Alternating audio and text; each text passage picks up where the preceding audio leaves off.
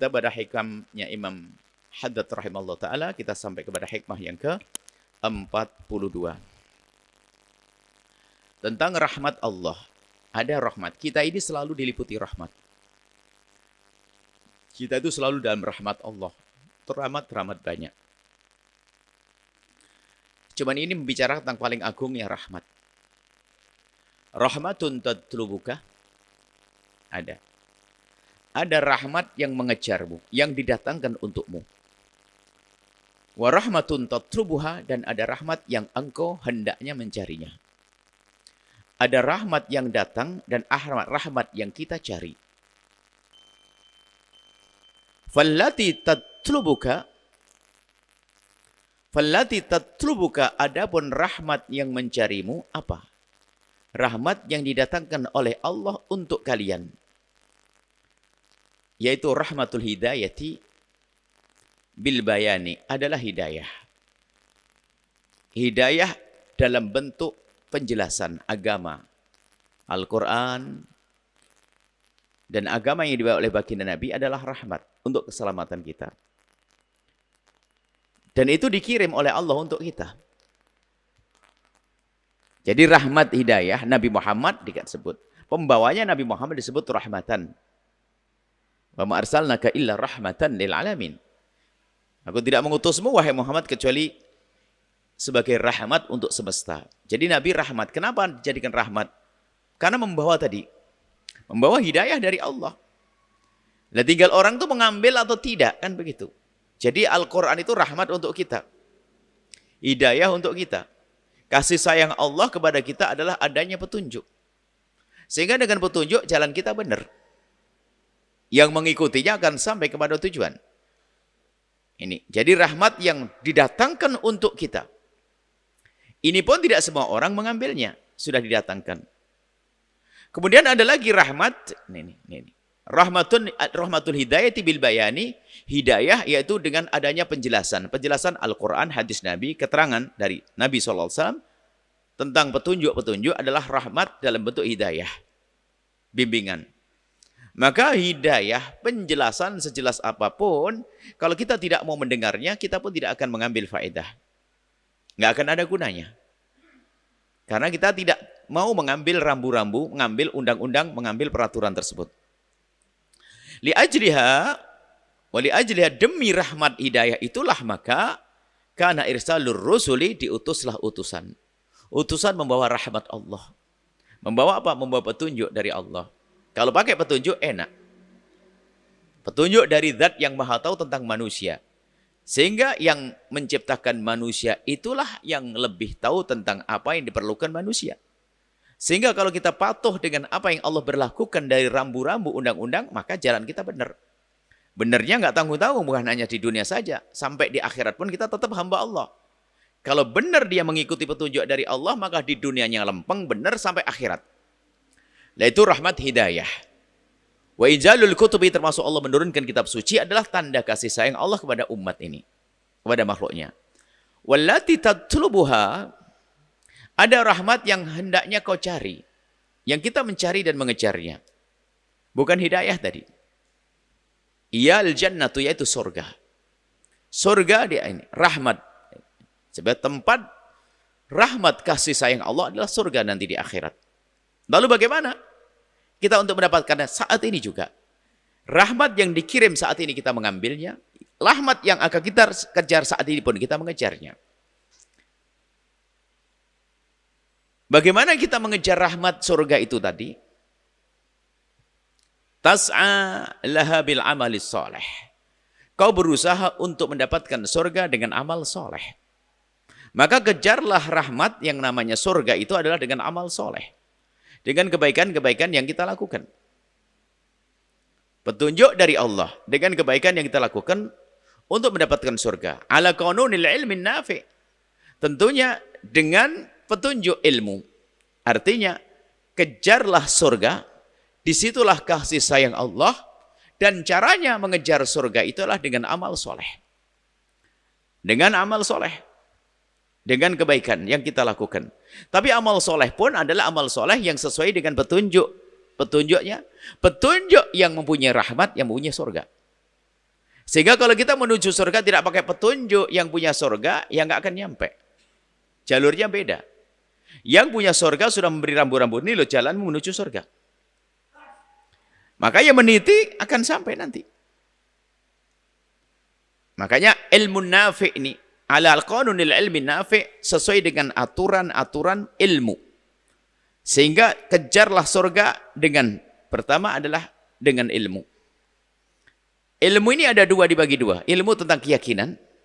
Yang kedua ilmu tentang cara beramal. Keyakinan kepada Allah namanya iman. Kemudian cara beramal, cara sholat, cara ibadah. Jadi jangan sampai merindu surga tapi tidak pernah kita menuju surga dengan cara yang Allah berlakukan. Dengan petunjuk dari Allah nggak akan sampai kepada surga. Makanya amal itu dibarengi dengan ilmu. Kalau beramal, maksudnya kita berjalan menuju sebuah tempat untuk sampai kepada sebuah tujuan, tapi nggak pakai ilmu, tersesat. Nggak tahu kita langsung jalan begitu saja. Mau ke Tegal jalan aja, ke arah barat, itu nyampe Jakarta, Pak. Kan gitu. Jadi petunjuk, ilmu nafi', ilmu yang manfaat, ilmu yang benar, petunjuk. Sehingga kalau orang melakukan ibadah dengan mengamalkan dengan ilmu yang benar, dengan petunjuk dari Allah Subhanahu wa taala sesuai dengan apa yang Allah turunkan dari Al-Qur'an tentang kewajiban salat, kemudian Nabi menjelaskan cara salat, kemudian para ulama memahami, kemudian setelah itu dirangkum dalam buku-buku fikih wudu, fikih salat, fikih jenazah, fikih muamalah dan sebagainya. Selagi kita ikut itu, maka sampai ujungnya adalah sampai surga.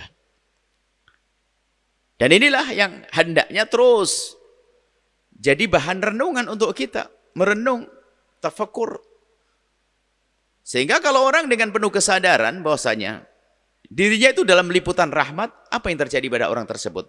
Kuat keimannya bahwasanya Al-Quran dari Allah untuk kebaikan kita, diambil. Enggak ragu-ragu mengambil Al-Quran. Itulah dengan keimanan, kalau sudah Allah yang berfirman, sudah. Saya tidak pernah ragu lagi. Dari Allah. Enggak pernah meragukan dari Al-Quran. Hanya kalau kita bicara Al-Quran hadis, bukan langsung kita ke Al-Quran. Al-Quran dan hadis Nabi itu adalah sumber daripada rambu-rambu yang diberlakukan untuk manusia. Akan tapi orang berbeda-beda cara memahaminya. Ada yang tidak ngerti bahasa Arab sama sekali. Ada yang ngerti bahasa Arab dengan standar tertentu. Maka untuk memahami Al-Quran hadis Nabi, ada rambu-rambunya. Dan dicontohkan oleh Nabi SAW cara beristimbat untuk memahami ayat Al-Quran, memahami hadis Nabi. Dan itu prosesnya panjang, sampai nanti dibukukan ilmu-ilmu untuk itu. Dan kita nggak usah belajar itu, ternyata sudah disiapkan para umat langsung menjadi belajar sholat begini caranya, belajar wudhu begini caranya. Di dalam Al-Quran nggak ada rincian wudhu jejer 1, 2, 3, 4, 5, 6, nggak ada. Disebutkan hanya lintasan. Idza qumtum ila sholati faghsilu wujuhakum wa aydiyakum ilal marafiqi wamsahu bi ru'usikum wa arjulakum ilal ka'baini. Ini jelaskan begitu, apakah jadi rukun? Lah nanti para ulama yang menjelaskan. Makanya kalau ingin kita kembali kepada Al-Quran dan hadis Nabi SAW, tidak ada caranya kecuali melalui orang-orang yang dipilih oleh Allah yang tahu tentang itu semuanya. Dan pakai perangkat-perangkatnya. Itu para mujtahidin. Sehingga kita sebagai umat biasa, orang awam, ngikut apa yang telah dibuat oleh para ulama, dikumpulkan para ulama tentang cara-cara. Dia lebih tahu. Maka yang lebih tahu itu telah mempelajari ilmunya, mencetuskan hukumnya. Maka yang di belakang ikut saja, nggak usah pusing. Sebetulnya untuk menuju kepada surga itu sama dengan menuju ke Jakarta. Nggak ada beda. Nggak usah Anda bingung lah nanti cari jalan sini. Nggak usah, ikuti pelang itu loh. Ikuti pelang. Ini menuju gini, ke arah Indramayu, habis Indramayu ada Subang, Jakarta, ikuti. Kalau sudah yang membuat jalan itu sudah tahu Jakarta dulu, dari berapa tahun yang lalu, waktu membuat jalan dia sudah tahu Jakarta, dibuatkan jalan menuju Jakarta. Makanya kita yang datang setelahnya tinggal naik mobil aja menuju Jakarta. Nggak pernah setiap habis keluar rumah kita langsung coba ini Jakarta. Biarpun punya kompasnya, jangan ngapain. Sama di dalam memahami Al-Quran ini penggampangannya saja. Untuk memahami Al-Quran hadis Nabi SAW, kalau kita langsung pada Al-Quran, tidak semua orang paham bahasa Al-Quran. Kemudian untuk memahami hukum-hukum perlu perangkat-perangkat dan kita tidak punya, nggak akan sampai. Ibaratnya membuat jalan sendiri itu kelamaan. Orang sudah bolak-balik Jakarta, kita baru berapa kilo membuat jalan, kelamaan. Sudah ada jalan. Maka para ulama sudah menjelaskan hukumnya. Ini cara sholat, cara berwudu, cara berpuasa, dan seterusnya. Yang dikumpulkan dalam buku-buku fikih. Nah itu kita mengamalkan itu amal ilmu nafi' untuk menuju al-jannah, surga. Untuk mendapatkan rahmat Allah subhanahu wa ta'ala. Tanpa itu nggak bisa. Sehingga kesimpulan daripada hikmah ini adalah pertama, membangun keimanan penuh, meyakini bahwasanya apa yang Allah turunkan untuk kita ini adalah kasih sayang Allah. Petunjuk untuk kita. Betul, sebetulnya kalau kita merenung sejenak ya, merenung aja urusan kebiasaan sehari-hari. Petunjuk itu menjadikan kita senang loh ya. Kalau Anda mau pergi ke pasar gitu saja deh. Mau belanja, beli sesuatu, beli daging. Anda bisa kok muter-muter cari. Mungkin pakai indera hidung bawa daging di mana. Tapi kan kelamaan. Tapi kalau ada orang ngasih tahu bahwasanya pergi ke pasar sana, arah sana, belok kanan, nanti ada pasar. Di pasar itu ada pintu pertama, nanti ada di gang pasar, belok kanan sedikit. Paling ujung nanti jualan daging. Loh. Kira-kira kalau kita memang pengen cepat-cepat dan ingin mendapatkan daging beneran, senang enggak dikasih tahu? Kan senang. Oh, makasih. Berarti dengan peraturan ini, dengan petunjuk ini senang mestinya.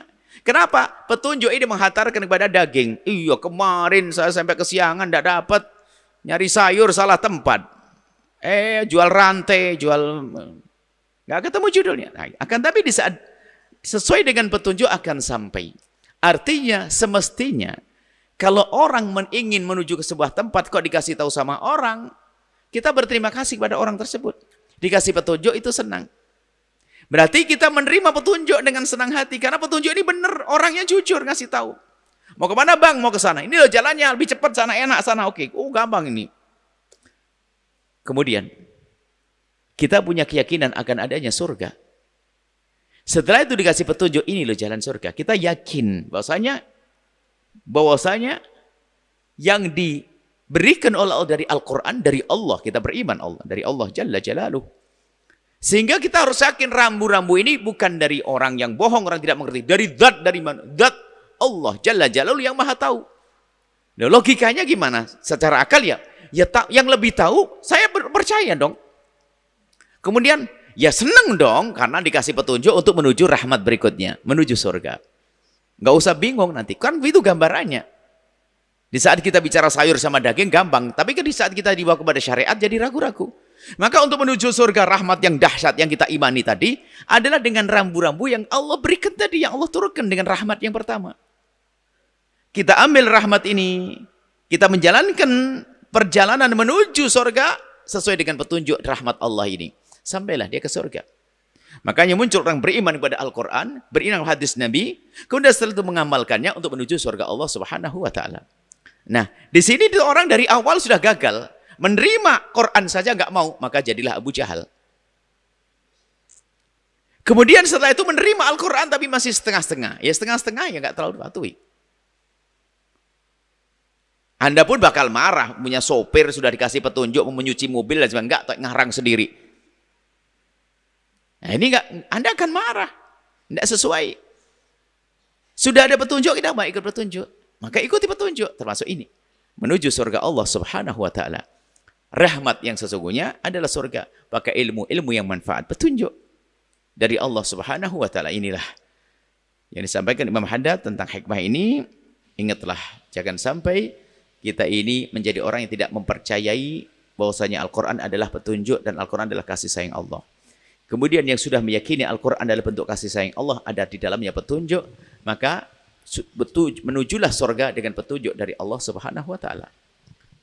Maka sampailah nanti kepada surga yang memang disiapkan untuk orang-orang yang bertakwa, orang-orang yang berjalan sesuai dengan petunjuk dari Allah Subhanahu wa Ta'ala. Wallahu a'lam bissawab.